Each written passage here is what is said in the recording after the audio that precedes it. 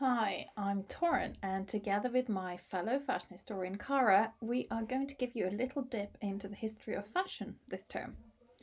Now, clearly, we are biased as self confessed history geeks, but I thought it would be useful talking a bit about why we think you should know about the history of fashion. Fashion is interesting in that it appears to be a very forward focused industry, so about what is now or the next thing. And it seems to have this insatiable appetite for change, and failure to anticipate new trends is obviously death to fashion businesses. Yet, fashion is also obsessed with the past, particularly its own past. So, the history of fashion is the most significant source of inspiration in the creation of new fashion. And that is one of the reasons why a knowledge of the history of fashion is so important for those who are involved in the fashion industry.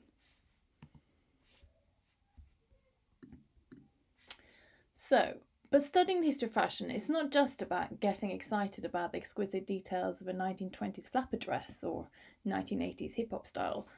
The history of fashion is important and relevant because looking at fashion history gives us an insight into lives and experiences of anyone who wore clothes. So, not just political leaders and important people, but everyone and anyone who lived.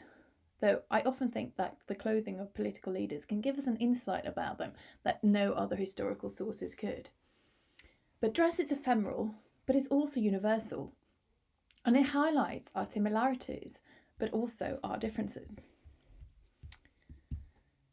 So, up until the most recent decades, though, fashion was rarely taken seriously as an academic area of study, associated as it was with the feminine and frivolous.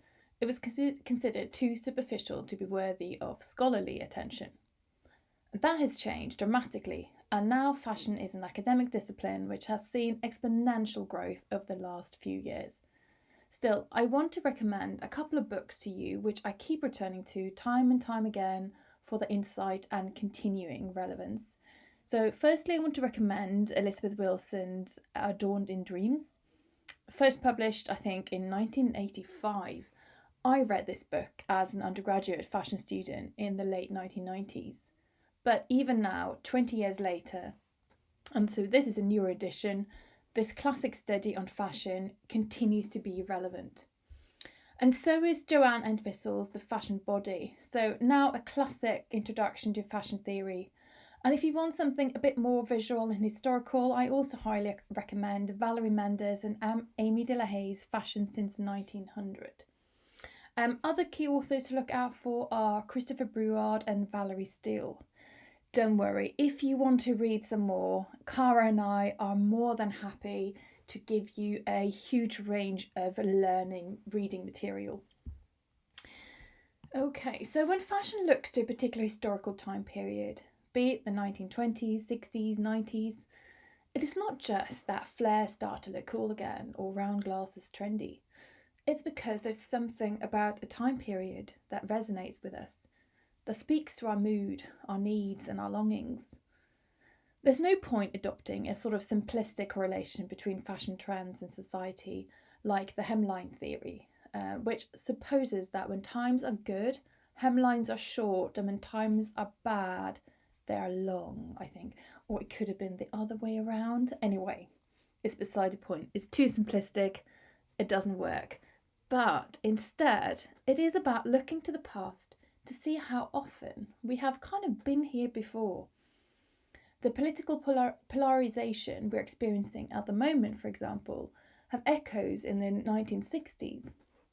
The recent Black Lives Matter demonstrations echo the civil rights campaigns of the 1960s. And these are the times that fashion trend forecasters have been looking to for inspiration at the moment to shape the predictions for the future of fashion. I would say that it's only through looking at history that really can say anything about what might happen in the future. No one, regardless of what they tell you, can know what is going to happen. But by looking back, through starting to recognise the complex interactions, changes, and concerns which drive societies, we can gain, firstly, an understanding of why the world looks as it does at this moment in time, but also an understanding of how our own experiences are echoed in the past. And this can offer us insights into the kinds of possible scenarios and outcomes of particular events and social and cultural trends that we are experiencing today. History, then, is about learning from the past about how we can tackle present problems to create the best possible future.